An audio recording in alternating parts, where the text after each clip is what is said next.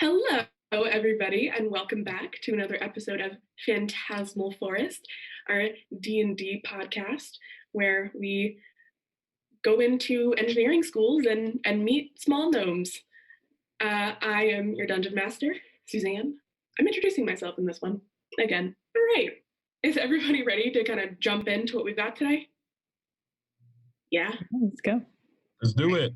Last time we left off, you guys had gone into Gimble's School of Engineering, Alchemy, and Reason, found the man himself, Gimble, and exited, finally kind of figuring out that there's something going on. Oliver, you had taken a kind of glowing yellow stone you'd found in alchemist chambers. Angelica, the alchemist who'd worked at the academy before then. You had decided to stay the night in a local tavern, the Mechanical Mushroom, and meet with Gimble again in the morning to scry on her. So, over the night, Oliver, you were kind of tossing and turning on your rented bed, and when you turn over, you notice that your bag is glowing like a faint yellow. So that is happening during the night. I open it. Yeah. It's the gem. It's got this light that's kind of emitting from it. And it never glowed before, right? No, it didn't. Okay.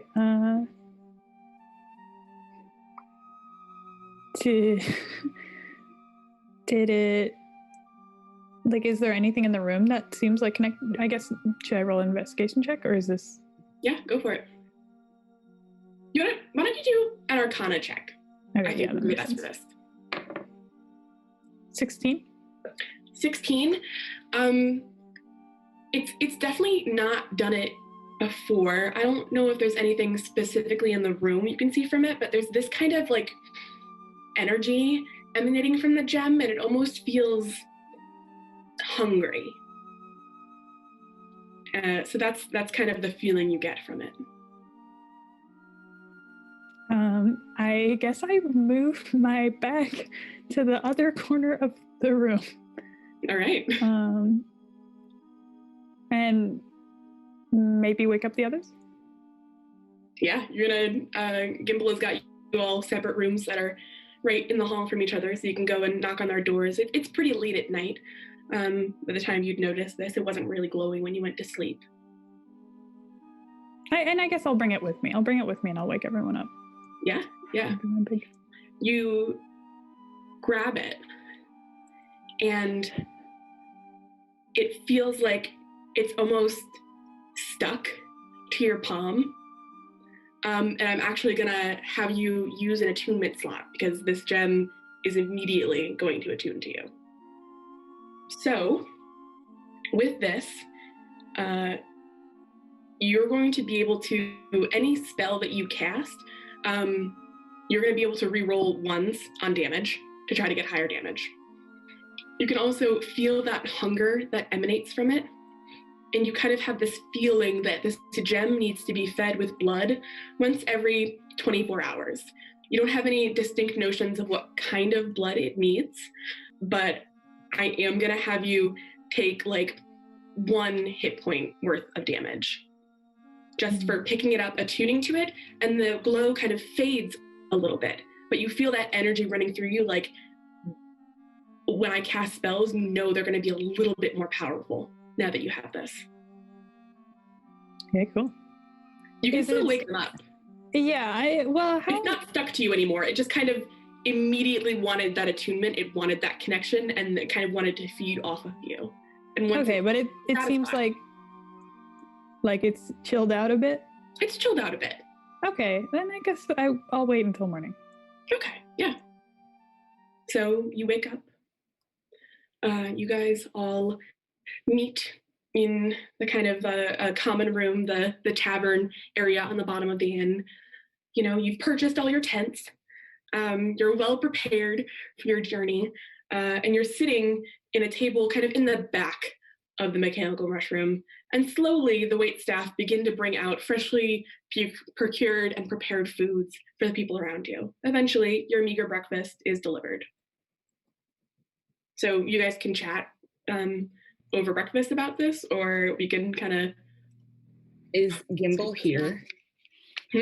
Is Gimbal here with us? He's going to take a couple minutes to get you. That was what, if you guys don't want to have a conversation, then Gimbal will just show up. No, wait, question. Is this the same day as the day that all the food got spoiled?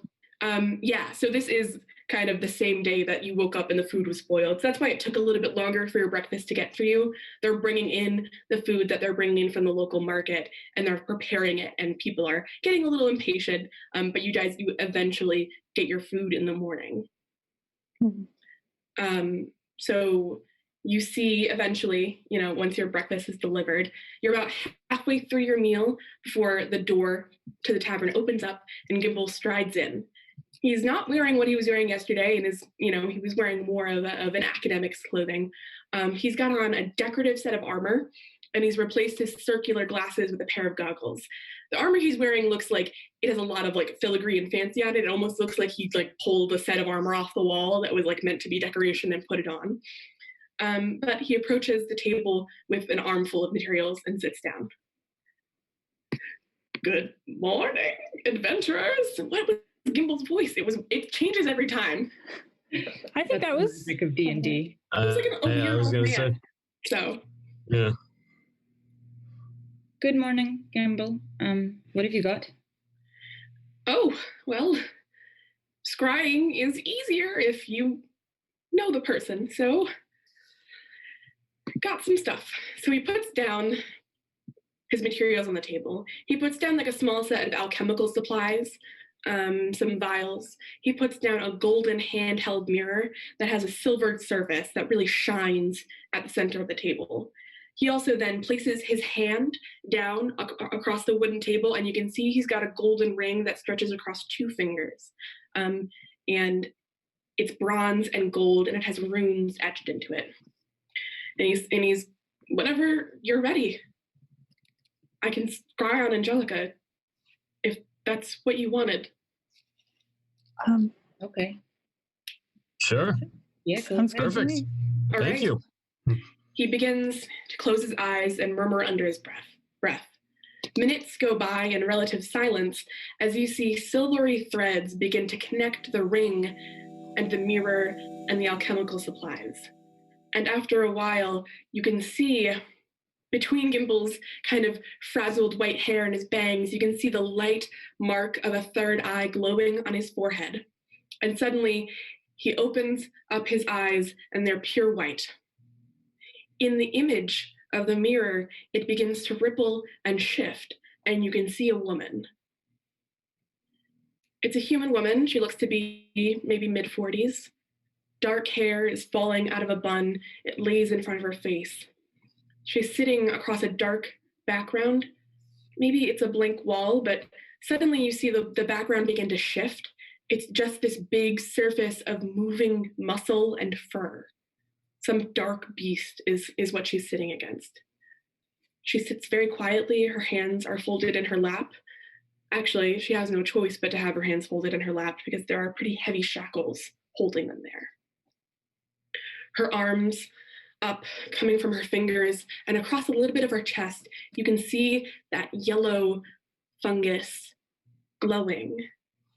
And where it touches her bare skin, small plumes of smoke rise into the air. Tears streaks clear paths down her cheeks as she sits quietly. Uh-oh. Looks like she did this against her will. She did something against her will. I don't know. I'm deducting that she may have done all of this against her, with the fact that she's prisoner right now. Makes me think that she didn't want to do any of the things she did. I feel worse and better. Better because I didn't hire a murderer for my school. Mm-hmm. Worse because now I know that she's not having a good time. Now my not murderer might get murdered. That would be bad. She's very smart. Were you able to discern her location beyond just against a beast? I'm going to roll a perception check for Gimbal. It's pretty low. She's in something that's moving, but scrying is really a spell that's focused kind of directly on the person you're scrying on, so you can't really see a ton around them. So yeah, there's no real markers you can see her location. She's in trouble. Yes, I fear she is in much trouble. The fungus, it harms her, yes? I mean, we saw the wolf and we saw it burns to touch her. I've only seen what it did to my school, and that was quite bad. Why? What? Why would they take her? Why would who take her? I don't know. When you last saw her, what did she say to you? Did she say where she was going? No, the last I saw her, well, things were normal, and then suddenly the door to the school was open and the fungus was coming inside, and I sent all the teachers out with the students to get them off campus. That's the last I've talked to her, was giving those instructions. She didn't say anything about the fungus? No. To you?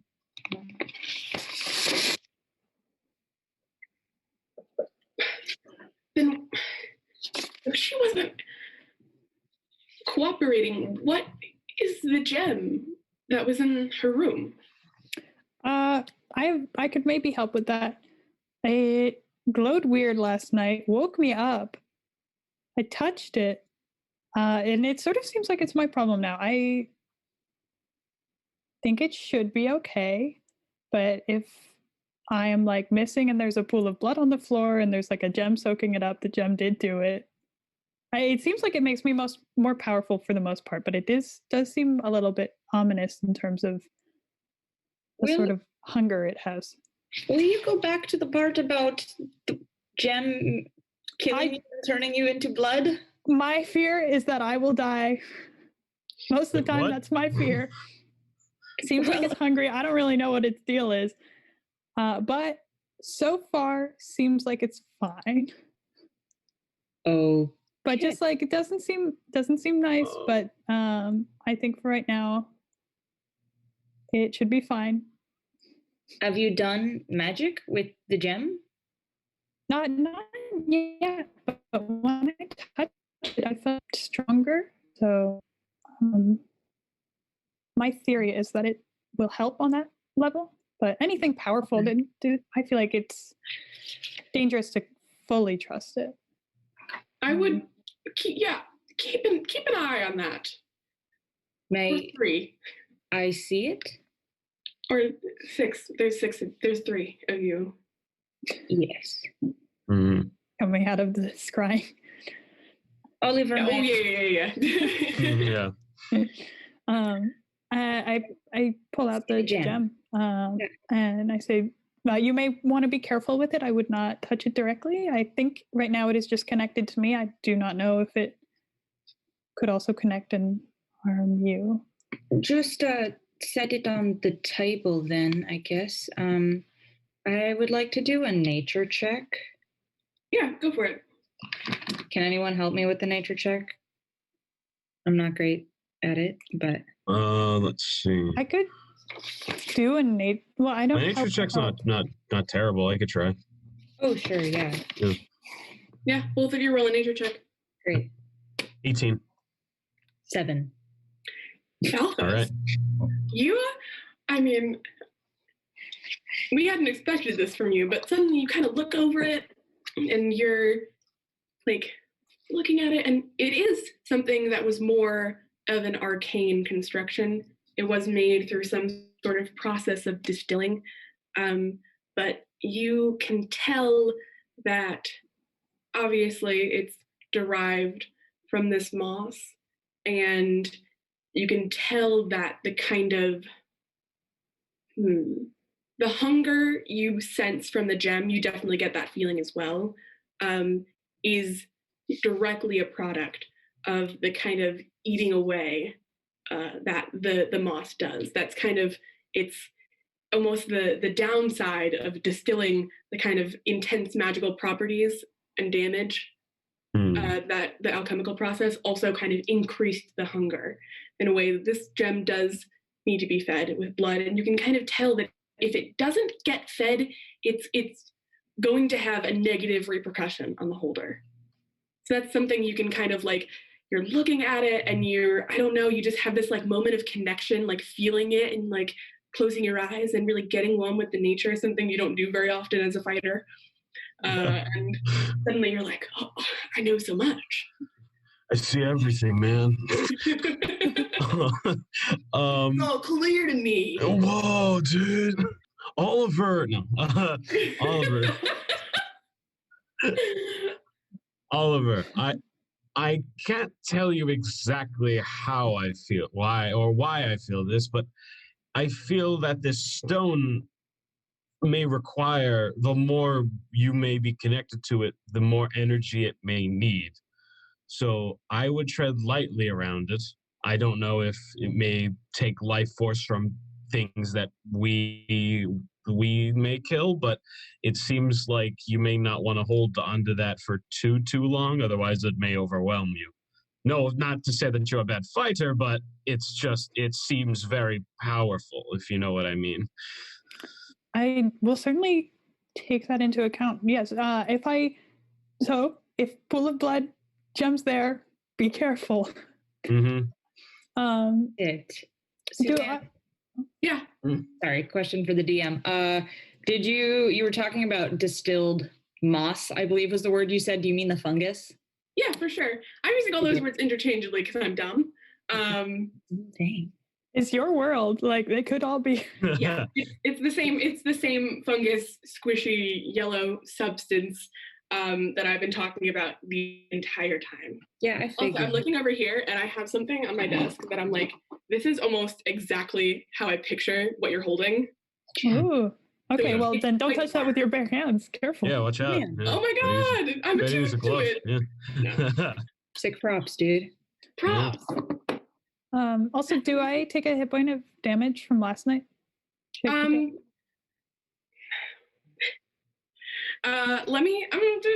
it yesterday or today? It was yesterday, so you're good. I just rolled an over-under to see which side of the long rest it happened on. So you're good. It is satiated for now. You might know when it starts to get hungry again. I'll let you know then. Okay. Spooky. Well, I can't, I have no, let me real quick, and Gimbal is gonna move his hands and start casting another spell, and he just kind of frustrated.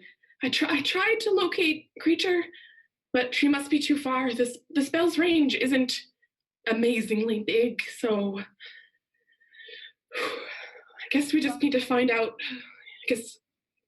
Well, we know she isn't close. No, What? she's not close. No. As much as this is important, I have a responsibility to my school and my students. Mm-hmm. I need to clear whatever's going on in there and get all of my students back to safety. I wish I could be of more help. It's a great help already. Okay. Well, what direction was Angelica going when she left the school?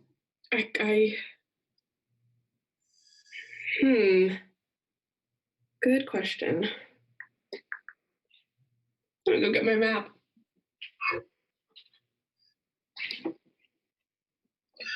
Well, as he gets his map, how are you today? Gimble's getting his map. Gimbal gets his map. Let's see. Well, did you all sleep well? No. Well, Had a little trouble. I slept perfectly. Thank you for asking. Northwest. Northwest. Okay. All right, Northwest. Do we have like a town name or a country that? Should we be aware of anything? Yeah.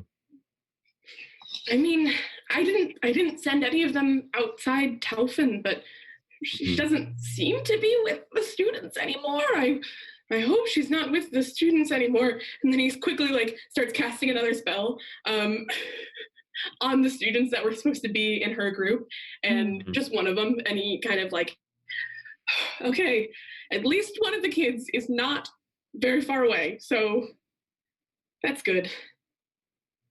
I need to go find them. Gimbal, if you go to find the children, or the students, I mean, they're all like young adults. yes, do you think they might know something about Angelica, and do you have a way to tell us? I can. What they might know. I can send a message if I find out anything. Okay, will you do that? Yes. If you hear my voice in your head suddenly, Got it. it's me. So he said didn't send any students outside of Talfin? No, they were all in neighboring towns. I didn't send them too far away. Just on a field trip to implement some of their engineering ideas in local, smaller communities, to get them off the campus while I dealt with the yellow. And then I got knocked out by something, and then suddenly you were there. So they couldn't have gone too far. Did she have anyone she was close to that we could maybe speak to? I mean, Angelica is a woman very dedicated to her studies. I don't know much about her personal life. It certainly seems like she kept a lot hidden, so I understand. She's not from around here. I think she's from Foro, the smaller one up northwest. Belvis, that's where you had been up until. Yeah. But other than that, I'm sorry to say I'm not certain. Sometimes someone comes in and they're so smart, and she was so good with the teaching and the research. It felt like a waste not to add her to my team. Here is my thinking. I think if the students went northwest, we should all, I mean, Gimbal, you're going to find the students. Yes, we should all go that way, because, I mean, in my mind, we need to find Angelica, yes? Yeah, I think that's a good idea. Yes, I mean, she knows things, and also I don't want to leave her being eaten by fungus now that we know that's happening. That would be a great waste. So I think we should all set out northwest, and once you find the students, we can question them, and you can take them back to the school, and we'll go find Angelica, I guess. Yes, that may be a good idea. And Gimbal, like, first raises his hand, he calls over a plate and, like, stress eats, like, all of your leftovers and an entire serving of breakfast himself, and he just eats, like, really, really quick in his armor, and he's like, okay. Have you ever considered eating competitions? Anyway. Just a small man can contain so much food. You don't live 400 years without learning how to eat. I don't know. It's accurate. I mean, yeah, not wrong, I guess. Yeah, I suppose. What about the druids at the school? Sorry, what? I'm asking this to Balthus and Oliver. We kind of just left them, the druids that we were going on the mission for. Well, it seemed like their mission was less justified than we thought when we did not ask any questions. Where were they? They're pretty far on the other side of the continent. If I pull up my little map again, Cute. It's So we started our adventure here. Mm-hmm. We made a little trip, kind of went up here, and now we're in this kind of area of Talfin. Mm-hmm. So they saw the people heading northwest, which is kind of up this way. But you've traveled quite a way. So this is the Druid School, and over here is the Engineering School. It's a pretty small continent. It's not a very large, massive land, which makes it really interesting that you somehow have 3 nations who are keeping claim to it in that way. But that's kind of basic idea of where you traveled. It only took you a couple days, maybe 3.5 at a fast pace. If you wanted to go back to Voshden, it would take you about the same amount of time now, maybe a little bit further, because the first city you went to was kind of right over the border. Going back seems stupid to me. We're closer to the place we want to go now. So I do feel a little bad just sort of dipping off, but... If we see them again, I'm sure we can explain. The things they were concerned about were not problems or not as large as the ones that we are dealing with. Agreed. Right. Well, you guys can pack up your stuff, and Gimble again kind of foots the bill for it. He's a little bit more well off than he considers you couple adventurers to be, and he doesn't mind, especially because you've helped him so much. Walk out of the mechanical mushroom onto the streets in Troit. Reminds me of Troy. I forgot when I was planning it. I didn't realize that it sounded so much like a city that we're actually near. But whatever. Onto the streets of Troit. And you see a stray dog. It's scrappy, kind of golden, curly fur. And it's making its way down the street and suddenly kind of makes a beeline towards your party as you exit the tavern. The dog, puppy.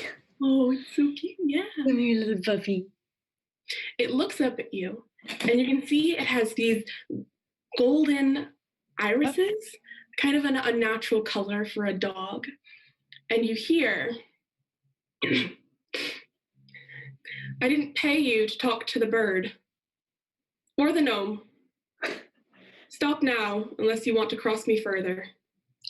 And with that, the eyes fade to a regular dark brown, and the dog happily trots away down the street. Hey, wait, dog. Roll an animal handling. Come here. Okay, 15 plus... What's my handling of animals? 16.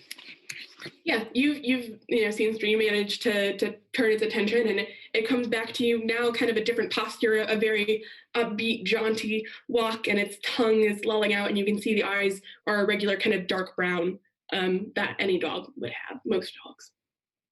Just to be clear, we all heard the dog talk. Mm-hmm. Right? Oh, thank you. So I thought someone else didn't hear. Okay. I guess I take the dog's face in my hands and look deep into its eyes, and I'm like, "Hello, is this Zeno?" It licks your face. Oh, thank you. You're so sweet. Come back. I think the spell may have passed. That was Zeno, right? From the Institute? Oh, speaking of, probably, I love that you guys yes. were talking about that, right? I had this plan from the start, and you guys were like, I wonder what the druids are thinking. And I was like, she's going to tell you. That seemed a bit unnecessarily aggressive, considering we're trying to save, a lot more animals and people from a fungus plague. Yeah. Not like we did. It's not like we're not trying to do our job. I see no reason for the aggressive behavior. We went to go talk to the bird. That is what she paid us for. Is it the wrong bird? I think she paid us to steal the bird. Or kidnap the bird, maybe more accurate. Yes. Let's just say. Want to be kidnapped. Let's just say the bird is not that easy to take down. I think You guys, also, while magic exists in this city, a talking dog in the street did manage to turn more than a few heads, especially because you're continuing the conversation. Miriam, you're still like holding the dog's head like while you guys are talking about this.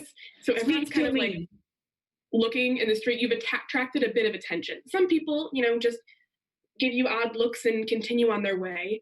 But you notice there are, a couple city guard actually seem to have focused their consideration on you. One is a bronze dragonborn of a pretty considerable size, and the other is an equally imposing human man with dark tan skin. They seem to be posted at the entrance to an alleyway. They hold their blades crossed across the entrance, and they have a very tense posture. About this, you recognize the armor they're wearing. It's branded with the crest of Telfin. It's an eye with a furrowed brow. The iris seems to be made out of a gear. It's really similar to the leather armor you're wearing now, but kind of conspicuously in the space where that crest was, it's been a little bit scratched out of the leather. After a few moments of kind of tense recognition, making eye contact with the guards across the street. They're looking at you. It seems that they might recognize you. Excuse me, guards over there. You too. I walk over to them. I assume Miria and Oliver are just talking to the dog still. What is he doing? no idea. But this dog is so cute. Yes. The dog is Like petting the dog and completely oblivious to this. Have we met before? I feel like our paths may have crossed in a previous time, perhaps. You look very familiar. I'm sure we've served together at some point. I can't help but notice that your ensign seems to be a little scratched out. No, not this. Oh. Your insignia is scratched out. Oh, my bad. Okay. You went AWOL. You don't have the symbol on you anymore. Classic misdirection. They looked at their armor and they're like, no.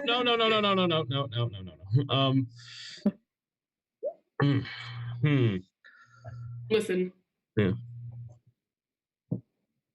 The country's going to shit with all this useless fighting.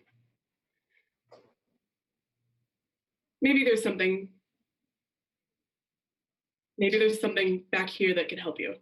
And they kind of look at each other and they uncross their swords and they just both opposite ways down the street. They start walking quickly away from their post. All right, so I guess I go down the alleyway. Well, I try to say thank you, and then they're just gone. So I assume, so I guess I head down this alleyway. Can I make a perception check just to see what my surroundings are? Yeah, go for it. Cool.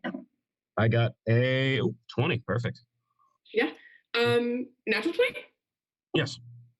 Totally. You can see it's a pretty empty alleyway. There's not a ton in here. It's actually very clean of trash and debris. There's no real refuse sitting around in here, which is kind of unusual for an alley in a very big city.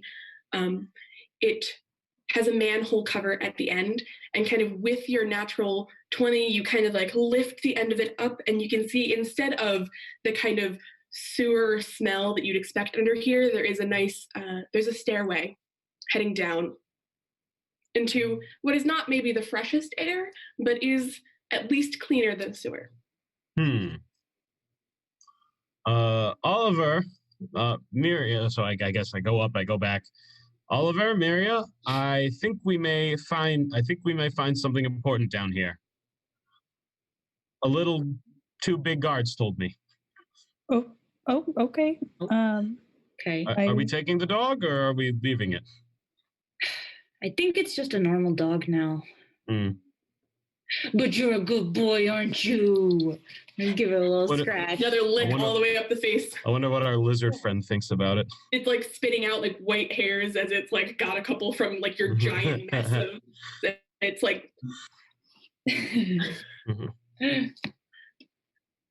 All right. Follow me. You can lift the cover up. You're plenty strong enough. Mm-hmm. And you head down the stairs. All right, let's do it. Here, I'm going to let you know a little bit of what's happening. I actually have a maze set up for you. So I would suggest one, if not all of you, take notes as to where you're going. Maybe drawing a map on your own might be a helpful way to deal with this. I'm telling you this because it would be very apparent as you walk in that this is what's happening. You know what I mean? Yeah. Small tunnels, twists and turns. The first part of it is just kind of a corridor that turns and, a little bit and kind of starts you off at your entrance. And then once it kind of opens up into more, closed walls and twisting corridors, that's when you realize, oh. We're in a maze. Yeah. We're in a maze. Did we share a screen? Do the whiteboard share screen?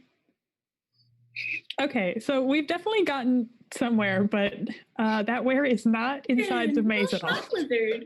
Yeah, we have not. We got a little distracted drawing on this awesome piece of paper. Okay, I'm gonna mark a starting point with I'll just do this. All right. So you're in this place. It's stone floors and stone walls. And it's a pretty thin corridor. You could probably have maybe 2 people stand next to each other, but all 3 of you aren't going to fit in the line. So what's our marching order? What order would you like to be in as you're walking through? I can go first. How's your... How's visibility? Yeah. It's not too dark. There are kind of torches lining the walls at intervals, so you guys can see fine. But it is... You first are coming up this corridor, and it kind of, you have 2 different paths off to the left and a corridor off to the right. So, is this accurate? The other way, parallel. What? I think. This way.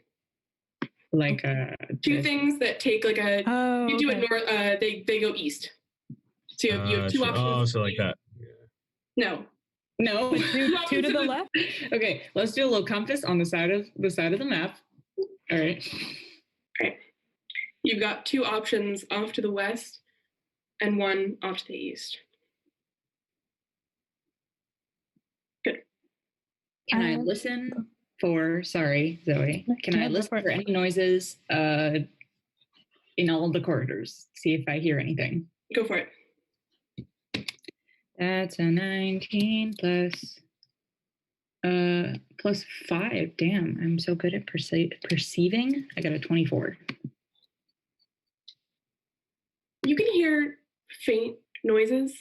I know it's a high roll, so I'm letting you know that there is stuff going on that's making a noise. Whether it's hard to tell what that is, it's kind of echoing along those. It's quite a big area you're in, so you can kind of tell there's a lot here. Where is the noise coming from? It's coming from beyond a couple walls, maybe northeast. Okay. So I hear something that way. Do you think it's better that we go towards the noise or away from? Balthus, do you think it's dangerous down here? I genuinely don't know. I mean, these people that I seem to recognize seem to be trying to help, so. But I would, just in case, be on your guard. Okay. I think toward the noise isn't a dead end, which is something. Yeah, exactly. So. All right. Northeast, then?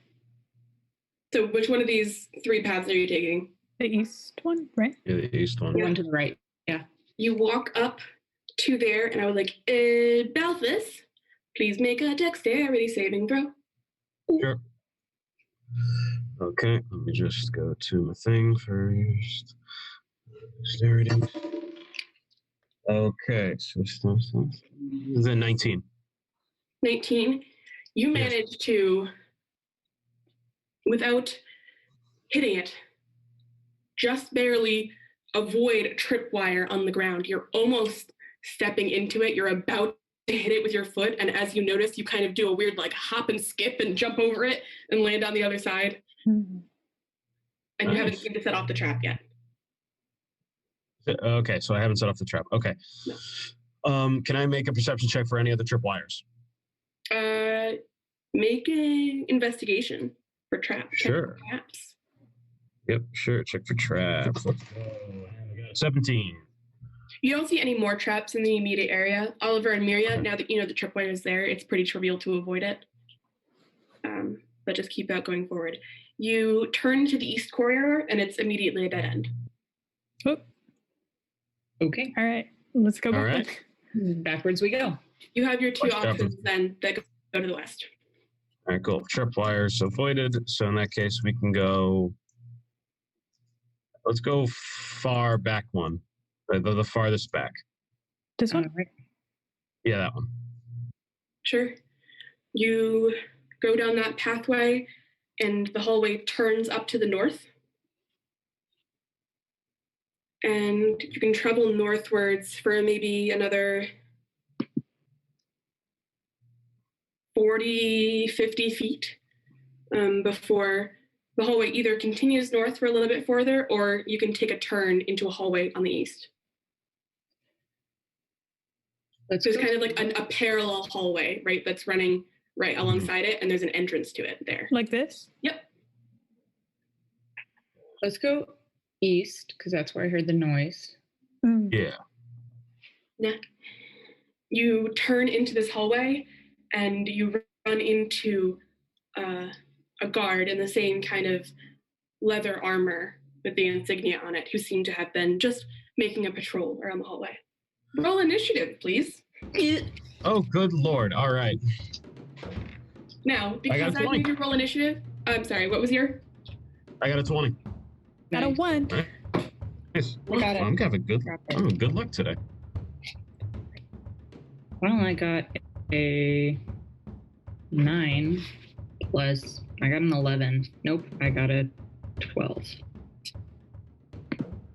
All right. So just because I have made you roll initiative does not mean the option of talking this out has gone away completely, but you are going to enter initiative order just to keep track of what's happening in case any one of you decided to, strike first and ask questions later, because I am not putting that past you guys. So, Balthus, you're up first. I try to talk to the guard. Hello. I'm a little I'm ready to I get in a ready position, but I'm like, who are you? What are you doing here? What are you doing here? I was told that there was something that could help me down here from the two guards above, and I don't know if you could tell, but they had a similar outfit to my own. Make a persuasion check. Make a persuasion check. Okay, let me just do a persuasion. I got a 15. I don't know. What do you say? I got a 15. He's still on guard, still weapon up, but he hasn't made an aggressive action towards you still. Mm-hmm. Miria? I am going to... Gosh, I guess I will also talk. We're not going to attack. We mean you no harm. We're trying to do some good. We're trying to, we're investigators from the Druidic Institute of Druidic Sciences, Vashton. He immediately hardens when you say that. His stance goes rigid, and he looks mad. But we just got fired. We did just get fired, so we don't like them anymore, but we are still with the cause of saving animals and wildlife. So, please don't hurt us. We're really just trying to find whatever the guards upstairs said that we should find to help us in our noble cause, and it would be super uncool of you to kill people who just want to save the environment.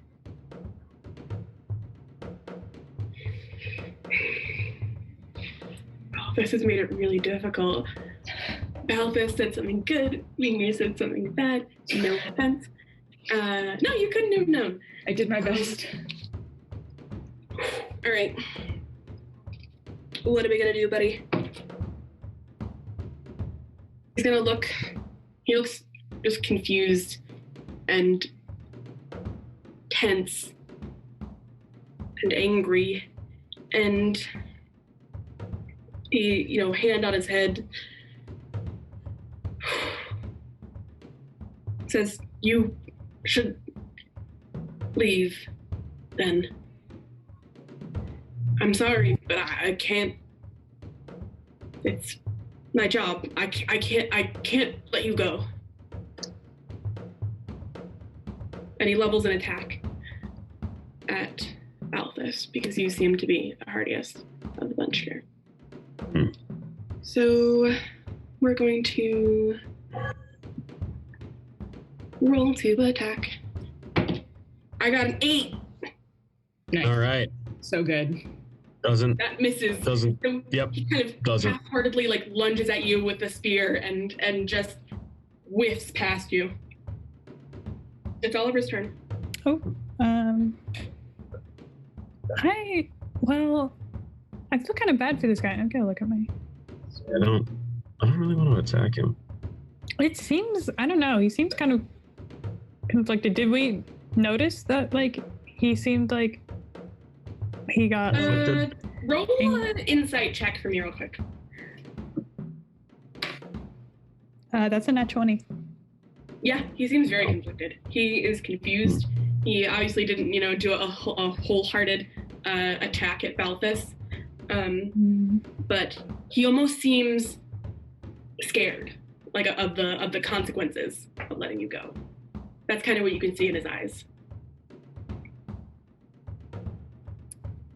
Can I try to keep talking with him? Yeah, that's what I'm gonna do. Can you tell us of what's going on? We really are just trying to help, and there were more guards up there that seemed like they told us to come down here, or at least according to my friend. We don't want to fight, and perhaps there is agreement that we could come to.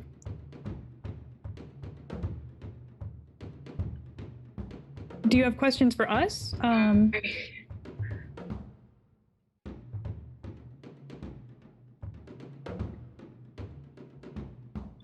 I don't. I'm a guard. I've taken my oath to serve, but I don't know what's going on anymore.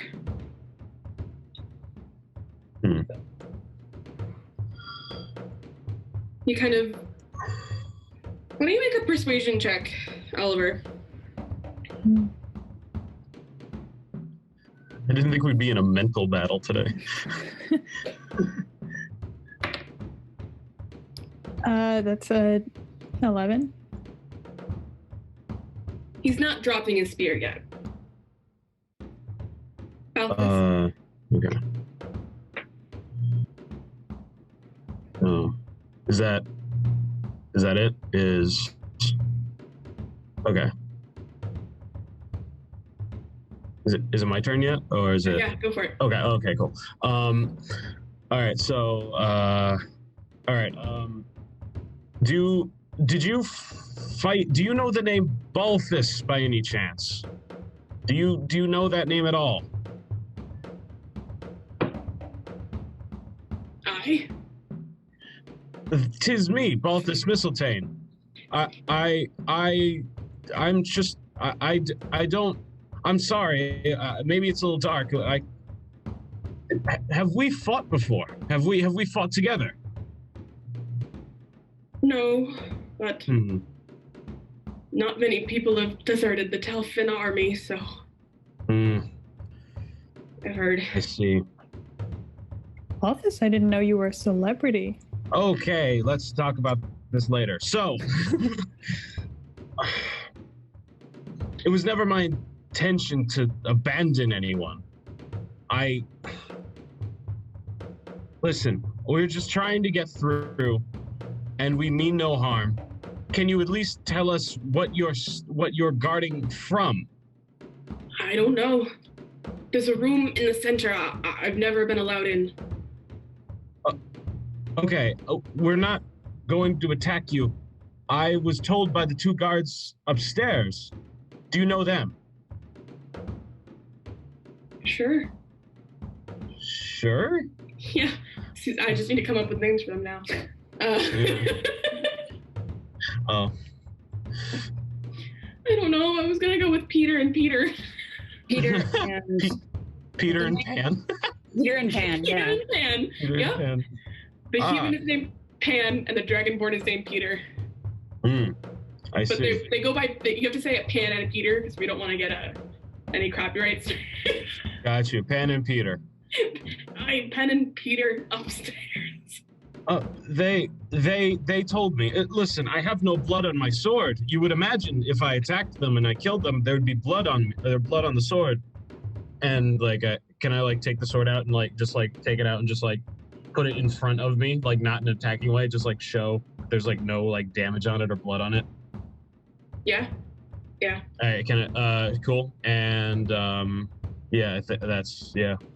He's definitely really starting to believe you guys more. He's lowering his spear and he just kind of goes, all right, just knock me out or something. Cause if they catch me abandoning my post, I'll be killed. We don't have to do you any damage. Maria, do you have a sleep spell by any chance? I'm gonna cast Charm Person on him. There we go. To do wait, You have to succeed on a Wisdom saving throw. Sure. And let's see. Okay, I don't know if he. I got a 9. Okay, yeah, that does not beat it. So you can tell your guards or whoever, if you ever get in trouble, that some people came down here, but don't describe us. Describe someone else. Let's say you're my friend. Why would I don't want to sell you out. Exactly. We are very good friends now, yes? Yes, of course. So this way's a dead end. Go up the other hallway. okay. If you've made it to the tar pit, you're going the right way. Let's go to the tar pit then. And he turns around and he just goes back into the hallway. Wait. Yeah. Tell them that maybe 2 orcs and a dwarf came down here, so you don't want us to get in trouble. Dwarf and a dwarf. Okay. Yeah. And I give him some jerky from my pouch. Here, have a snack. You look a little nervous. Maybe this will help. Little cheers with the jerky. And, Cheers. And turns again towards his post. I'm going to try to get this. There we go. I have the weird reflection coming up on my screen again. A truth bubble. A truth bubble. All right. So, all right. Is he going to get in trouble though, or? Well, I guess he could just tell others. Exactly. It's not he came into conflict with somebody. And They cast some sort of magic on me. Oh no, Yeah. I'm sorry. it's not his fault. He was trying his best. He attempted to attack. That's true. He did. He attempted. He missed, but he did. All right. Let's find a tar pit. Yeah, let's find that tar pit. Did he say it was in the parallel hallway, right? Yeah, because there's nothing back behind us. So It would be we'll the keep parallel going. hallway. So you go up this parallel hallway. It goes up a little bit further. And then you're at kind of a T intersection. One goes up and one goes down. So it kind of turns a little bit to the east, and then you kind of have that T choice here. So like this? Yep. Perfect. Do we see a Give tar us pit? a little bit more room. Do we see it? Yeah. You don't see a tar pit yet, but it's starting to smell a little bit like it. Why don't you make a perception check, see if you can, which direction it's coming from. Me? Yeah. I got a 9, I think. Yeah. It's really strong. It's kind of permeating the air, so you're maybe not getting the best sense of direction, but you do know you're getting closer. We're getting closer, guys. All right. Why don't we? Oh, sorry. It's a 50-50. It's not like we know exactly where this pit is. Let's go. Yeah, north. North sounds good. North it is. So North take it the is. north path. It swiftly turns to the east, and you follow a long hallway. The hallway ends in a door. Closed. It's locked. And on it is inscribed, "What goes further, the slower it goes." What goes further, the slower it goes.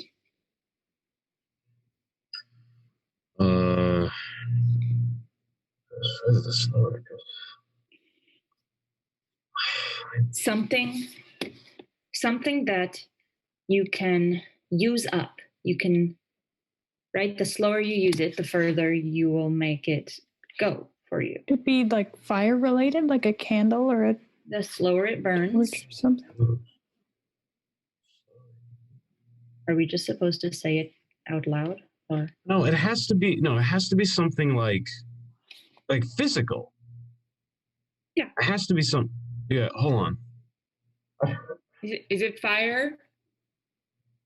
You see no reaction. Okay. Can I do, or maybe Balthus should do this, but a history check to see if there's like common, like, I don't know, themes or myths within the country? Go for it. Yeah.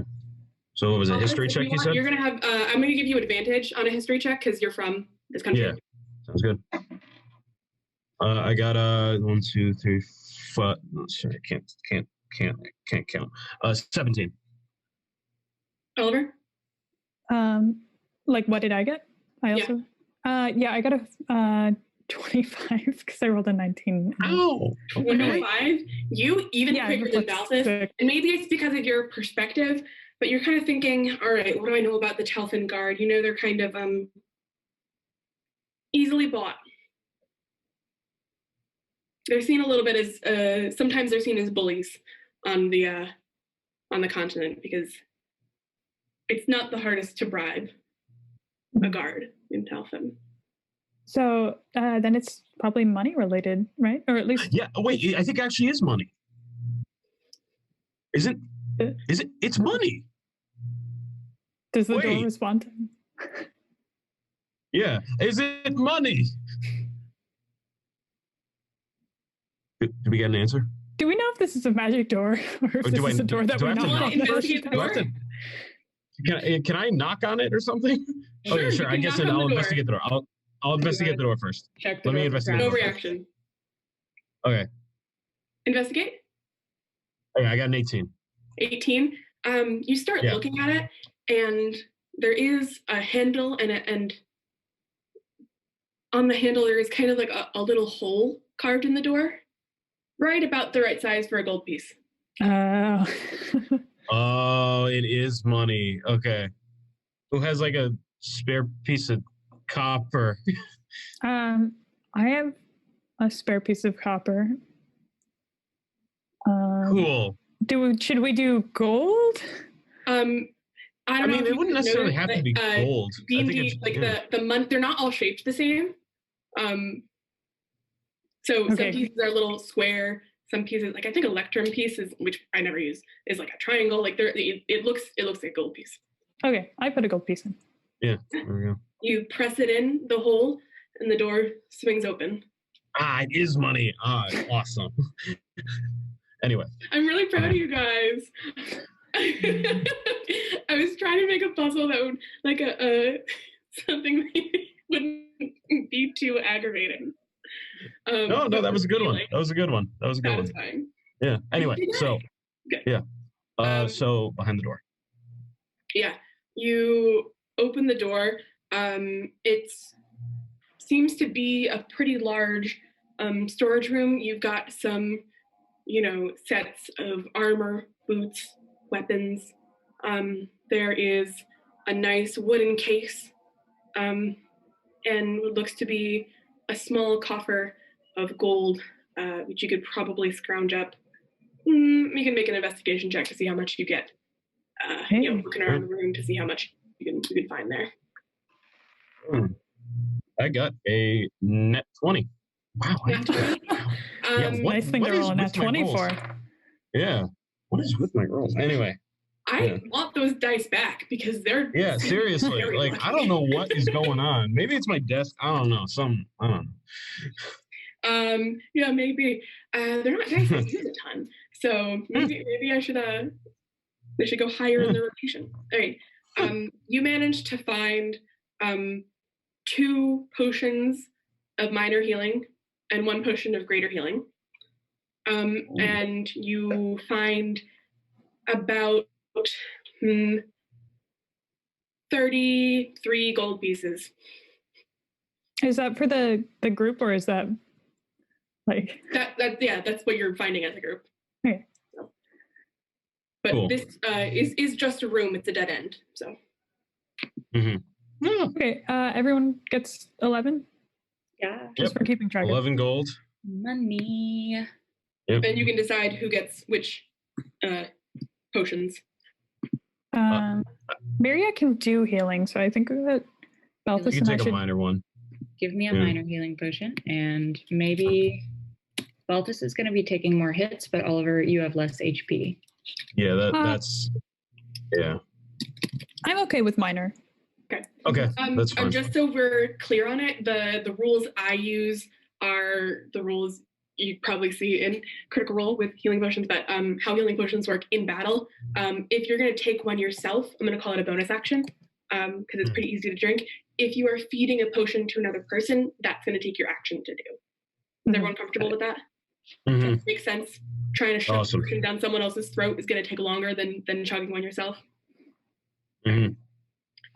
So as a reference, that's how that's going to use going forward. But you can backtrack your way through this hallway and go down because that's really your only other pathway now. Yeah. All right. Well, let me know when you're good. All right. I'm good to go down. I mean, yeah.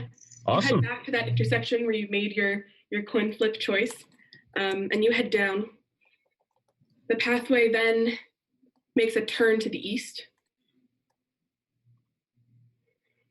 And immediately up again to the north, you can see the tar pit. The tar pit. The tar pit. So like this? Yeah, that's good.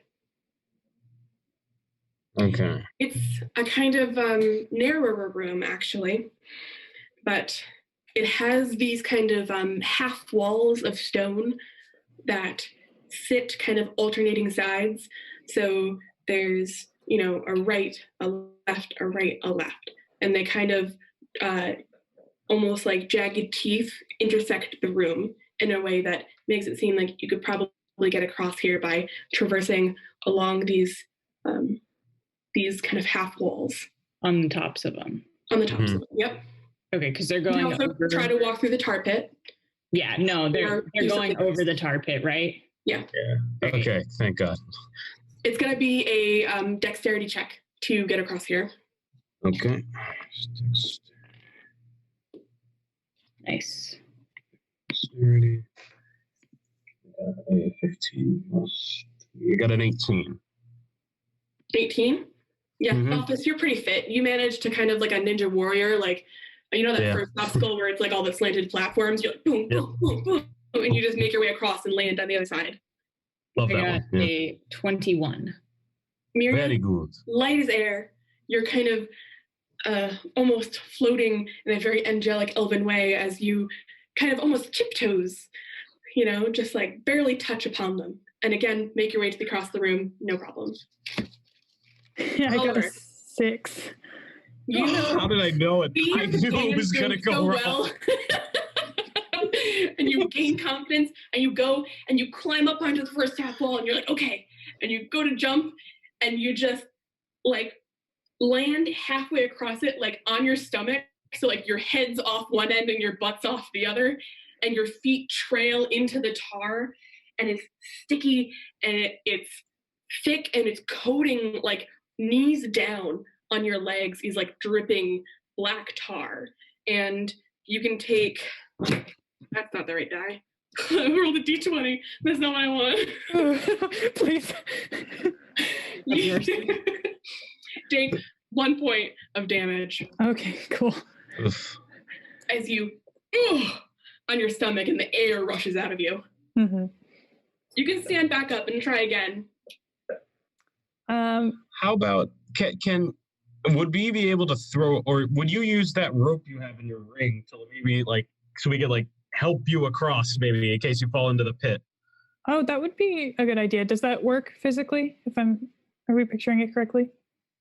How? Like, I mean, it depends on how far it is, but let me think. In my equipment, for example, I have 50 feet of rope, so maybe I could like lasso it and throw it over to you and pray you catch it, or you could use your ring and then throw it to me or and Miria, and see if. I mean, the room is probably like it's like maybe a 60-foot tunnel with these kind of jagged half walls going across it. You definitely have enough rope to do that. I'm just wondering what you're picturing. Like if you throw Oliver the rope, now you and Oliver are attached by a rope, and Oliver is standing on a half wall, a few feet into this room. What are you doing then? Like, what is the plan now that Oliver has the rope? That's what I don't understand. In case if Oliver misses again and falls into the pit completely, we have a chance of dragging them out. Pulling him back up.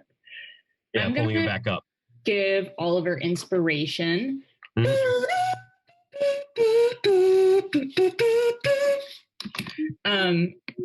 And with my new 3rd level abilities, I can give you a note of potential, which is like a magical little intangible thing that you can add to a couple things. So if you're making a saving throw, you can use a note of protection to gain temporary hit points equal to the number you roll on the Bardic Inspiration die plus your Charisma modifier. If you add the Bardic Inspiration die to an ability check, you can expend the note to roll the Bardic Inspiration die again and choose which roll you want to use. Are you using... Wait, you don't have to use a 3rd level spell slot on me if that's what's happening. That is not a 3rd level spell slot. That is That's a new a College of Creation bard ability. Yeah. Oh, okay, cool.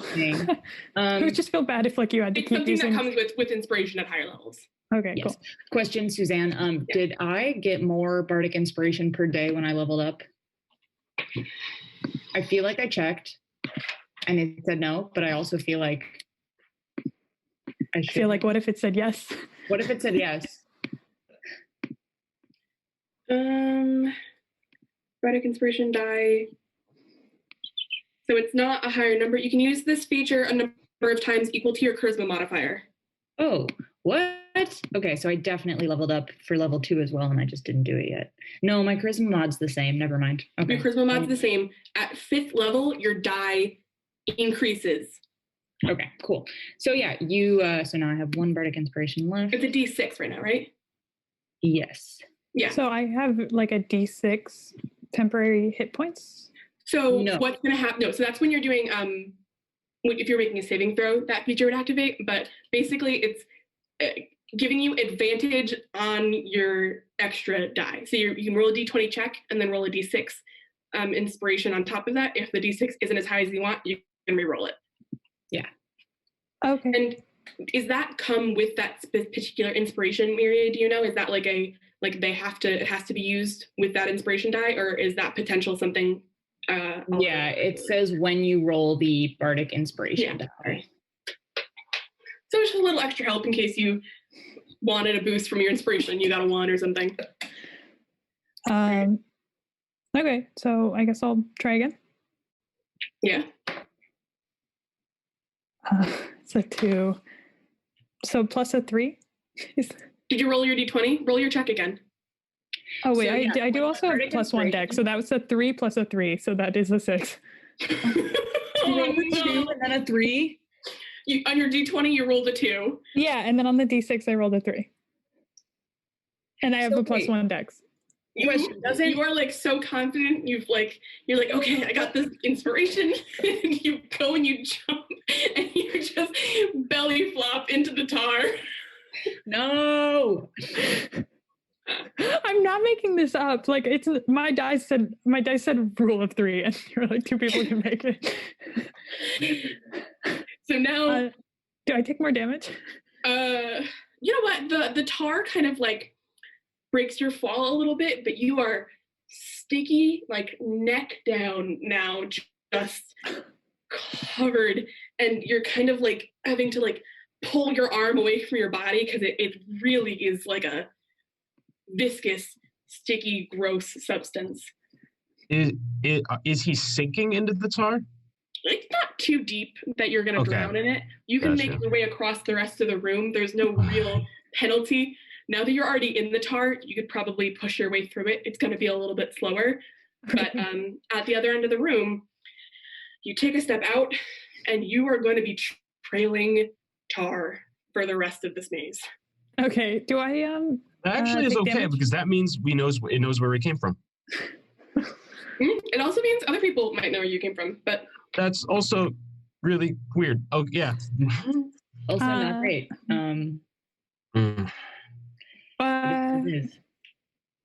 So you make your way out of the tar. Just embarrassed and dripping and sticky. What if I gotta check this. I got a spell invisibility.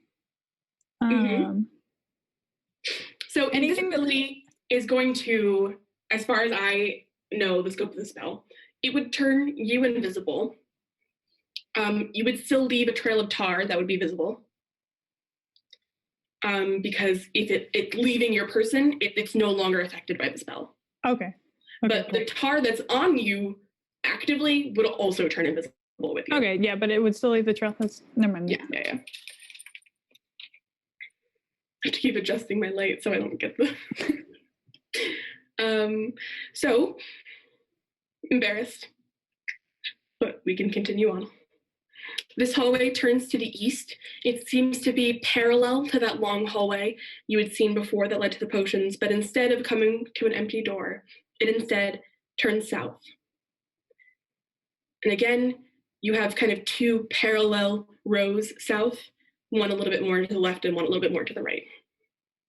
So we should take the one, so we're facing it probably to the right, because I assume it would get us quicker to the center, right? Direction. Yeah, like if we're like facing it, there's the one which on the map is on the left. Oh. Yeah, that makes sense. Yeah. So you take that road, you travel down. The one that's on the west or the east? Use west or east because we know that. We're going on the west one, right? The west one, you head down for maybe 40 feet. It's a dead end. Never mind. Okay. We're going on the east one. Can I make a quick perception check before we get out, just in case? Sure. First bad roll. Got a 6. There we go. 7. Well, looks pretty normal. All right. Cool. So I'm assuming you kind of double back and head down the other path. Yep. Yeah. You walk down this hallway, and out of nowhere, as you're stepping, it enters into like not a room, but kind of the biggest chamber you've seen so far. That's really like just still part of the maze. You have 2 options off to the west, and as you're kind of considering where you should go at this intersection, a swarm of rats comes out of the walls and the floors and kind of underneath loose stones, and they're suddenly all within your space. So everyone can roll initiative, please. Roll initiative. Oops. Roll for the rat. Give me a second. I'm doing a lot of things. All right. Who, 25 to 20? 20 to 15. I got an 18. 19. What'd you get? Balthus, 19? 19, yep. So then Oliver, what'd you get, Miria? I got a 7. All right. So first up in the order is Balthus. a huge swarm of rats come out of nowhere. They're big, they're beefy looking, they got big teeth. How, like, what are we talking? Like, how big? Like a dog, or like bigger than that? Or... No, I mean, rats are generally, like, a big rat would probably be around that big. But there is a swarm, so there is a lot of rats here. All right, cool. I'm gonna try breathing ice on all of them and try freezing as many as I can. Go for it. So that is a cone. So I believe I roll a dexterity check. It should say on your sheet in your abilities. What are your features? I think it's in features. 15 feet, cone of cold. When you use your breath weapon, each creature in the area of exhalation must take a con saving throw, DC 11. All right. Unfortunate. I got a 14. Darn. But do I take half damage, I believe? Creature takes, on a failed save, half as much damage on a save. Yep, half as much. So damage. I saved, so you can roll in your damage, and then half it, and I'll take that. All right, so damage is a D10 in that case. So,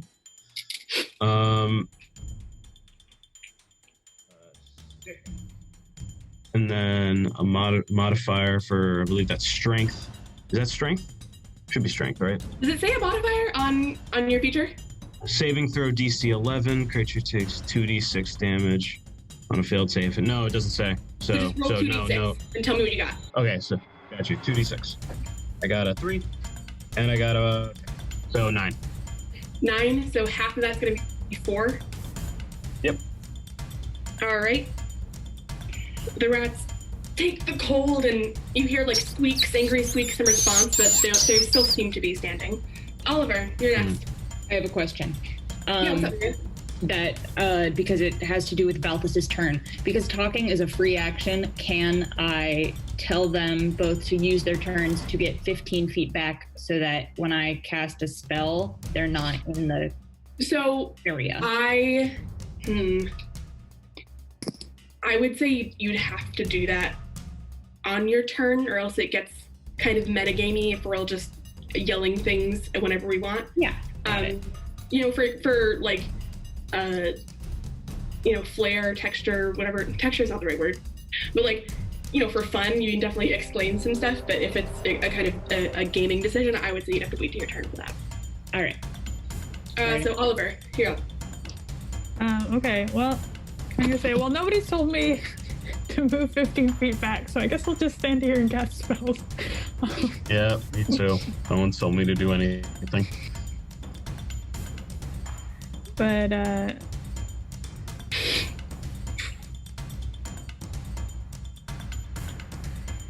yeah, I guess I will cast Ray of Frost, let's say. Go for it. That's a roll to hit as well, yeah? Yeah. Yep, roll and attack. Or let me pull up the full spell. I just had like the...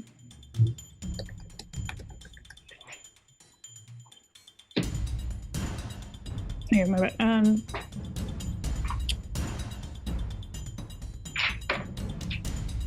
It's a 7. The hit? Yeah. That misses. Oh, wait, do I do Bardic Inspiration on this too, or no? You've already, so you have a Bardic Inspiration. Oh, okay, cool. Giving you one extra, yeah, so you used it. Unfortunately, that misses. So you see Balthus do his ice breath, and you're like, oh, that's a good idea.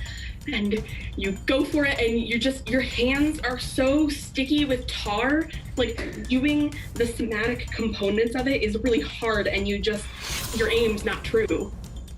Unfortunately, you miss the rats. Now it's the rat's turn.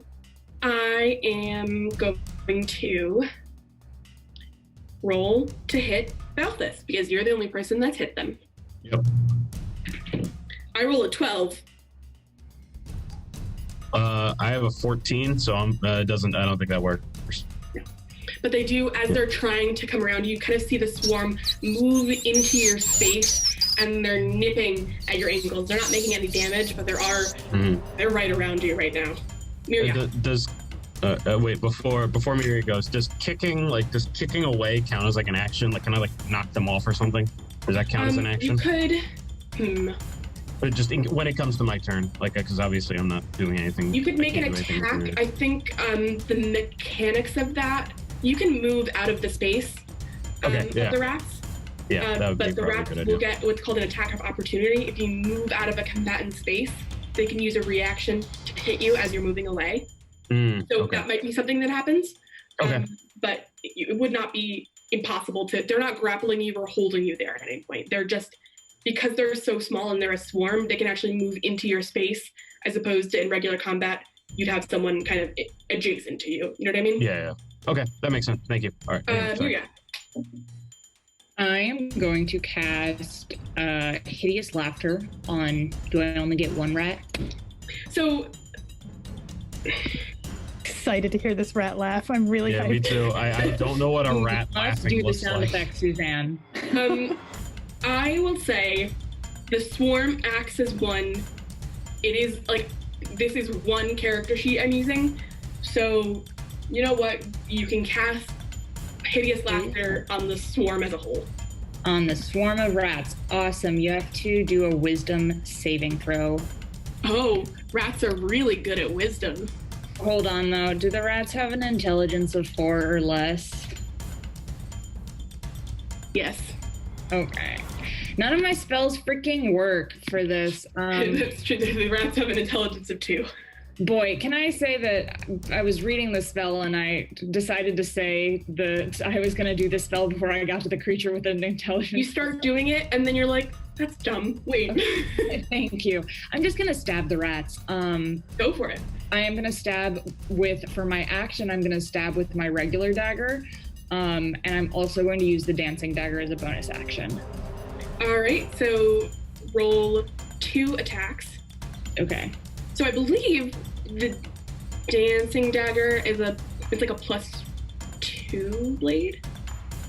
I can check. It's going to take me a while to find the info because it's inside the group chat. All right. I can also try to pull it up. But my attack for the regular dagger is an 11. That hits. It does? Nice. It's a big swarm of rats. It's not particularly hard to hit them. Okay, it's a 1d4. 1d4? That is so sad.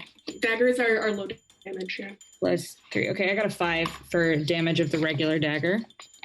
Yeah.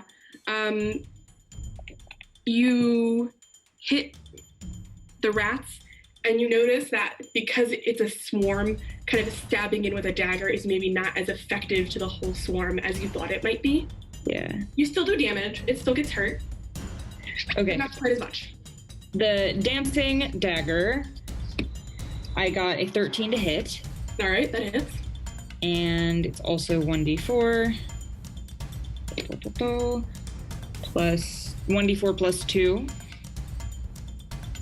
because it says It's a +2, so that's +2 to what your usual damage with the dagger. So it'd be yes, +5. weapon damage plus 2. Okay, so I got a so if my usual damage with a dagger is 1d4 plus 3, do I This is get 1d4 plus 5. Yep.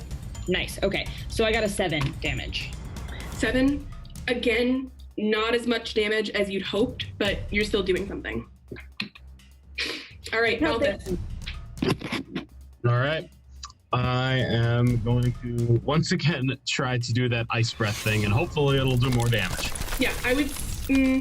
You should back up a little bit. You don't have to move out of their combat range, so to not incur back up like an attack 2 feet opportunity. then. But I probably wouldn't breathe onto your own feet. Oh yeah, no, I'd rather back up like 1 or like let's say 3 feet just to You can guarantee. back up like 5 feet without. Okay. Yeah. There we go. All right. 5 feet, and yeah. I'll roll a Tone. dex save or Constitution save. I think it was a Constitution. Yeah, Constitution. All right. I am rolling really low. That was a 17. Wow, nice. Yeah, and they have a negative modifier for Constitution. Wow, impressive. So No, I'm roll your just- damage, no. and I'll take half. Yep. Got 2d6. I got a 6 and a 5. So what's that? 11. So half that is 5. 5. Thank you. Can't do math. They look pretty hurt. You can see Okay. small rat bodies kind of scattering the ground. You've definitely reduced this swarm to more than half, less than half is what I meant to say, of what it was originally. They're still standing. There's definitely still some rats there. Oliver, it's your turn. Okay. Did I miss? Did Miria say to like move back? Do we want to? Miria did not say that. Oh, If you want to retcon that you did. Either, because I'm dumb. No worries. I'm just wondering if I should move. But otherwise, I guess I'll do magic missile at Go for it. some rats. So that automatically hits. 1d4 plus 1 force damage.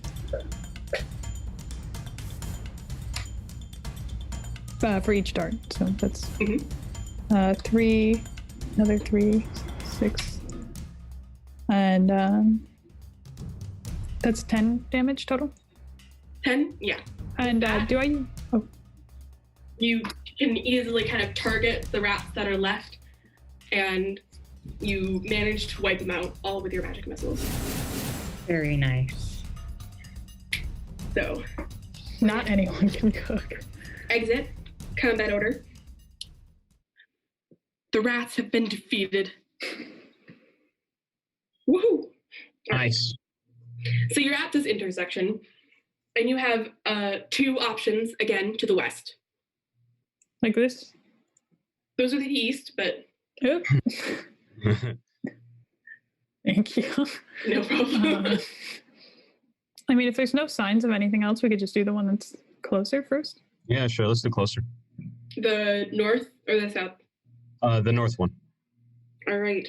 You head your way into this part of the tunnel. It winds and it turns a little bit. And suddenly you find yourself face to face with yet another guard. This one, a little bit beefier, a little bit angrier. I want to have everybody roll initiative. So 19. many 19. Oh, I got a nat 20. Oh, yeah. Oh, God damn. God damn. Beefy indeed. Yeah. All right, I got what a did you get, Valdez? 13.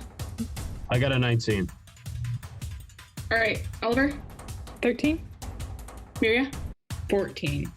Ooh. All right, first in the order, it is the guard's turn. And he is going to take his spear, which is a weird weapon to have in close quarters, but I'm not. I'm just going to use whatever character die I pulled. And attack you, Balthus. Of course. All right. That was a 18 to hit. Ow. Yeah, that hits. Yeah. Yeah. Let's see.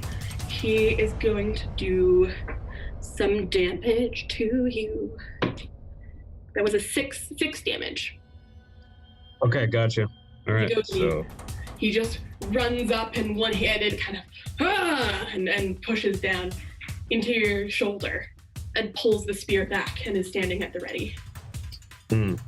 Next in the order, Balthus, it's you. all right. So I'm not too happy about that. I wouldn't be. Yeah. So I'm gonna just skip the attempts to reason with him, since he didn't even want to either. And let's attack. Yeah, let's attack him. What do you think, Oliver, Miri? You think that's okay? Yeah, he did not say one word to us. I was gonna say that wasn't very nice of him. So yeah, I'm gonna and do. I can also let you know, just as another kind of interesting bit of information, you can specify if you'd like to do non-lethal damage. So if you're attacking someone and you're like, I do not have the intent to kill this person, I can take that into consideration. Okay. Cool. Oh, okay. Yeah. Would it be good to knock him out then and not kill him? Because I feel like there's someone who's going to be on our ass. Let's murder tends to work out well, I think. Yeah. I think we should let's try to knock the guy out. Maybe do damage, but definitely not kill him. Yeah, roll an attack, do your damage, and I'm taking that. I'm noting that you're. Yeah. Sure. All right. So I'm gonna do a big. I'm gonna throw like a big punch and see what I can do. Yeah. Or maybe would a sword swing be better? I think a sword swing would be better actually. Yeah. That would actually do damage. Do a sword swing and you'll hit the flat of your blade. Yeah, there we go. In that case, what is that? A D. Yeah. First of all, I got not an 18, a 16. 16. I believe that hits. It does hit. Awesome. It does hit. And Yes. roll for damage. That is a D10. That is 8. Nice. 8? Yeah. Nice. A big hit kind of to the side of the head. You can see him turn, and he looks a little bit hurt, but he's still standing. Miria, Okay. it is your turn, my dear. I think I'm going to try Charm Person, because it worked one time. Why not try it again? Yes. Is there... My question about Charm Person is that... She has advantage if we're attacking him. Yeah, all right. So... Yeah, if we're attacking, we might as well attack. So I am going to cast a Vicious Mockery on him. Sure. Yeah, and you're going to succeed on a Wisdom saving throw, or if you don't, then you take 1d4 psychic damage and have disadvantage. All right, Wisdom? Yeah. My Got a 5. a 5 on his Wisdom saving throw. Yeah, I rolled a 5 and he has a +0. I don't know what else to say. Okay, so you just took 2 psychic damage, which is sad. And you have disadvantage on your next attack roll. And my vicious insults that I mocked him with are, it's just not very nice to attack people who come into, like, we weren't doing anything. And I just think that's very rude. And your mother would be very disappointed in you. Yeah. Ooh, kill him. As you say this, Miria, you feel this anger boiling in the pit of your stomach. Like, oh, that just makes you so mad. And with that, can I have you make a wisdom save for me, please? I sure can. That's a d20, right? Mm-hmm. Okie dokie, artichoke. Well, I got an 8. You are just so mad. So upset. He just came in and hit you with the spear. With that, the insults that you throw are so vicious. You can almost see the sound waves of air leaving your mouth, and this guy hits the ground. You can see blood trailing out of his nose and his mouth, and he's dead. And you're gonna get 4 temporary hit points. Woohoo! You have killed the guard. So we can exit initiative. I swear I didn't mean to do that. Oh, crap. I really didn't.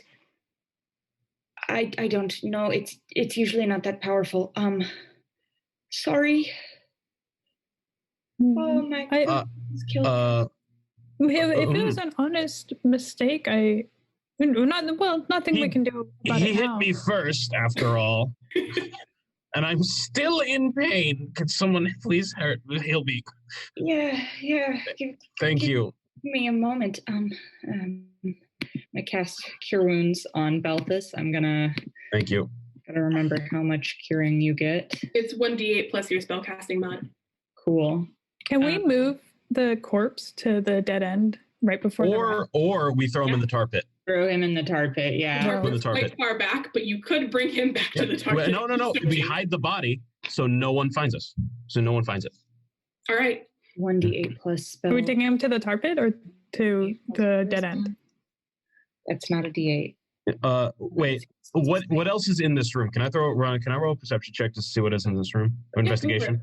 Cool. Yeah. Also, I got 18. 18. It's really an empty hallway that you've stumbled upon. Just a dead end? It's a dead end. It's a maze. All right. They've got guards posted throughout to hopefully catch people intruding. You got 8 points of hit points back. 8 hit points back for Balthus. I believe that's what Thank he you. got hit for. Yep. Yeah, no, I'm back at full health. Yeah, we're good. Where's the tar pit is pretty far back. What if Balthus, you're probably strong enough to manage Can I throw him in that weird cart? Can I throw him in that weird cart on my back, or is he too big? You have a cart? You don't have a cart? No, sorry, You not had, the thing. The thing. You had like a sling. I guess you put Oliver in it at one point.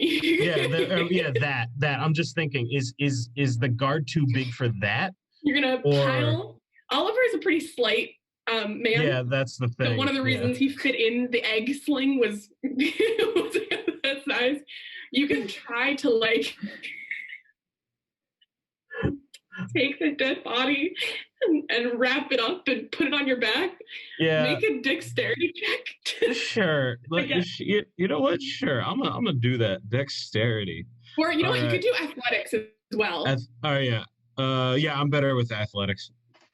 I got a dirty 20. Dirty 20? Yeah. It's awkward, kind of gross. Like it's kind of uncomfortable feeling, but you managed to get him wrapped up and carry him over your shoulder and drop the body into the tar. Yep. You can come back. So no one knows any better. Okay. Whoops. I see it on the map. I feel bad. I feel like a liar. Oof. You said we could try not to kill the guy. You can. Unfortunately, Miria.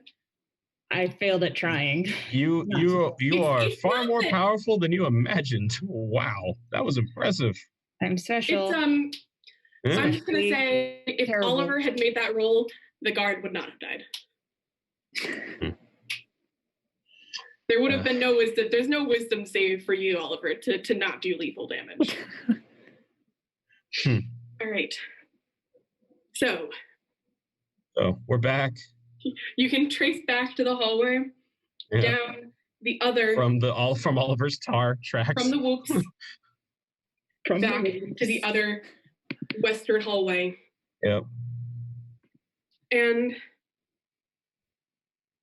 you can hear a faint kind of swinging light sound as the hallway turns up towards the north. There is an open doorway ahead of you. You can see beyond it is a large room, well decorated. But in the doorway, a scythe swings in a rhythmic pattern. Oh no. Across. Back and I feel bad for Oliver already. I feel bad for Oliver. I know something. He's gonna get his arm cut off somehow. Miria, they'll be fine. I'll be fine, but Oliver's gonna. Zoe, do you have another character prepared? God, I hope. I'm gonna take over the little the lizard or salamander. Oh boy. Perfect. Okay. I think I'm gonna cast Bardic Inspiration on Oliver again. Yeah. Wait. Hang on. Okay. The scythe, the way it is swinging, is it like a pendulum, right? Yeah, There's but kind of you can do an insight check to see, or an investigation to see if you can figure out how it's working. Well, I tell me if this is something that I wouldn't be able to just see. I have spider climb, and I guess what I'm wondering is is there a way that I could climb above the bladey slicey part? So it's inset in the doorway, and you can see kind of the shape of a doorway without a door, and in the inside there must be a pendulum up at the top, and it kind of swings out from a space and goes across the other side, and then there's a second way and it swings back across the other way. So there is no real way to climb above it. Spider climb would have been extremely helpful for the tar pit, though. Here's the thing. You told me at the beginning of the session that you had it, and then I gave you a climbing challenge, and I was like, oh, Oliver's just going to use spider climb. And then he didn't. Listen, Oliver might have high intelligence. But the other end. Oliver might have high intelligence, but the character is never smarter than the player.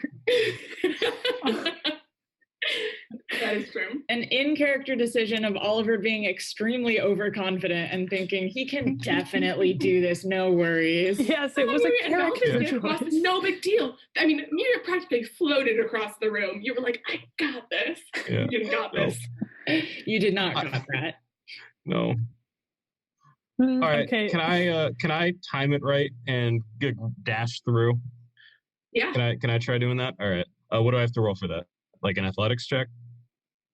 You could do dexterity or maybe acrobatics.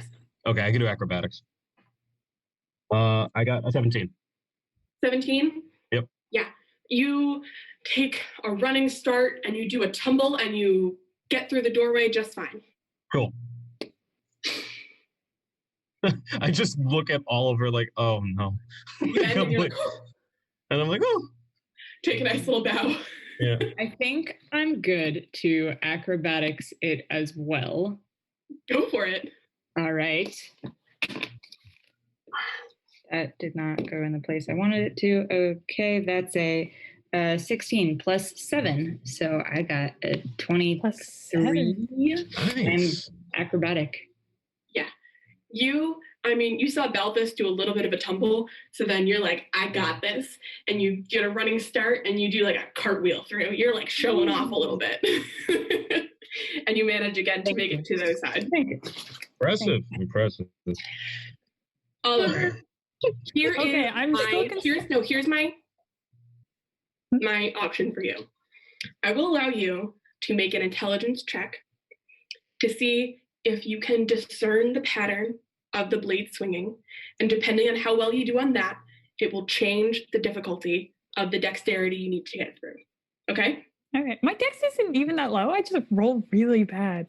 Okay. Like I have a +1, which is not bad. It's not the worst. No, you could have negatives. Yeah, I got negatives. I asking about that athletics check earlier. I was like, oh boy. Okay, so just an intelligence check for that's a 25. You take a deep breath and you're like, okay, what am I good at? Oh, I'm really smart. And so you take it and you watch the pattern and you kind of get into it and you're bouncing and you think you're ready, you think you understand how it goes, and now make your dex check or acrobatics if you want to be fancy with it to get through. They're about the same for me. But maybe to show off, I'll do acrobatics. Oh no. Okay. Oh, it's a nat 20. Yeah. You're like, all right, I saw the tuck and roll, I saw the cartwheel, and you just big brain moment, like do a front handspring through the doorway, and you land, and you pose, and you're like, look at me, oh my goodness. I'm so I'm like this. I'm like so ready for her to be. I was so ready for him to be cut in half. Oh, you're alive! Congratulations! Woo-hoo! Balthus was like already like digging me a grave. You know, like, I was like, Balthus was putting the dead body carrying sling ready. You are going to die. Like the mountain was bad enough, but the tar pit. All right. Oh my god! You are in a nicely sized room. Off to the right, you see a desk that sits around the corner. On it, there's a potted plant that is crawling with these bioluminescent golden beetles. This is in the lower right corner. No problem. On the wall on the east side of the room, there is a large portrait, nicely painted, that you recognize to be Saint Feor, as well as a silver dragonborn with a large scar running across his face. Wait, like the painting has that. Yes, yeah, the painting. Okay, gotcha. I'm like, wait, like there's someone in there? and some dragonborn that you're not familiar with. Okay, gotcha. Or maybe in the upper left corner, you have a round table that has 3 chairs sitting near it. There is a large ornamental carpet in the center of the room. In the lower left-hand corner, we have a bookshelf that seems to be, full of books of different varieties. And finally, on the far wall up north, there is a mirror that is gilded and beautiful. Okay. Golden bugs, you say? Does our lizard friend like golden bugs? I would not test it. Golden is maybe not the best. I would understand, but, we don't know what it eats. Maybe take one. I don't know. If it doesn't like it, it doesn't like it. I kind of missed the description of golden bugs. I heard like books. There's a potted plant on the desk that is crawling with golden beetles. Beetles. There you go. I'm gonna hold my lizard out to it. Wait. Wait. Oliver, I guess, is It's like... not going to die of gold I poisoning. put it back. Well, other animals have died of gold Yellow fungus poisoning. Maybe. I mean, he doesn't I'm quite fond of need the lizard. the bugs. Yeah, you go back in there. That's okay. Yeah. You can definitely find other bugs to feed your lizard. Fair enough. I just I thought am- it'd be. Going to take a bug though and put it in. Can I say I've got a little pouch in my? I'm Yeah. sure you have plenty of odd pouches. Yeah, I'm gonna put it in like one of my many pockets. Can I inspect one? Go for it. Nature check. Sure. I guess I'll wait till Oliver nature checks it to put it in my pocket. That's an 8. 8. Yeah.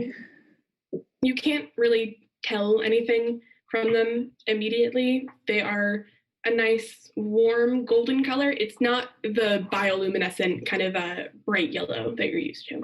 Okay. And it goes. Also, I want to let you know that my brain just decided to sing it was like, take a golden bug and put it in your pocket for a rainy day. That's what my brain did immediately. So sorry about that. Thank you. Oh, and I forgot one thing. I'm sorry. At the edge of the desk, there is a cage sitting on the floor. It is empty. There are just kind of food scraps, dust, and dirt sitting at the bottom, but it is there. What size cage? I would say like a 5-foot cube, maybe in each dimension. Can I check out the book titles? Yeah. You look along. There are a lot of different types of books in here. You see things about nature. There are books on law. There are books on magic. And it looks to be a fairly nice collection. A lot of series of books are there. There are a couple, actually, when you go into... Actually, you should roll an investigation check before I tell you more. What do I have for investigation? I got a 7. A 7? Okay. Yeah, there are a lot of different books in here. What I've described to you is what you see at your first glance. Is it okay if I also investigate? I feel like Oliver would do that, but I don't know if it counts as like... Yeah, feels absolutely. Okay. That's a 23. 23. You see quite a few different books in here, all from different series. There are a couple, actually, that are penned by Seno herself. So you do notice that. Nothing super peculiar. But as we walk across the room, stepping in and out, you notice the carpet begin to curl up at the edges, and it suddenly lifts up from 2 of its tasseled edges and stands at guard at you. This seems to be some sort of enchanted piece of furniture. But with that, we're getting to 4 o'clock. So it's about time we wrap up for today. So maybe next time we'll come back. You guys are going to fight a carpet. Perfect. And then we Nice can carpet. continue the investigation of the room at the center of this maze. Exciting. Ooh, Awesome. I'm so happy for you guys. Do you want to see my picture? Wait. Beep, beep. Ooh. It's way Nice. smaller So than it's our not, you can't picture. see it, but I did have a whole maze drawn out for you guys. And you did a very good job with the picture. So that's good. I know when I've run mazes in the past, they are a difficult thing to do verbally, so I think you guys did a good job. Yeah. Definitely made it simpler than the last maze I ran because I did a big maze last time, but it was quite fun. Do we want to plug social media or something? Just Yeah, like absolutely. end, yeah. I was just Yeah. going to say thank Yeah. everybody for watching. We're having a great time recording, And I am very excited to see what you guys find in this room next time on Phantasmal Forest. You can follow us on Twitter and Instagram at Phantasmal D&D, and make sure you subscribe down below so you don't miss any of our episodes. We're coming up on some really fun and exciting stuff, so you definitely don't want to miss it. I hope. Thank you so much. Yeah, thanks everybody. you. Have a great day. Bye. Bye.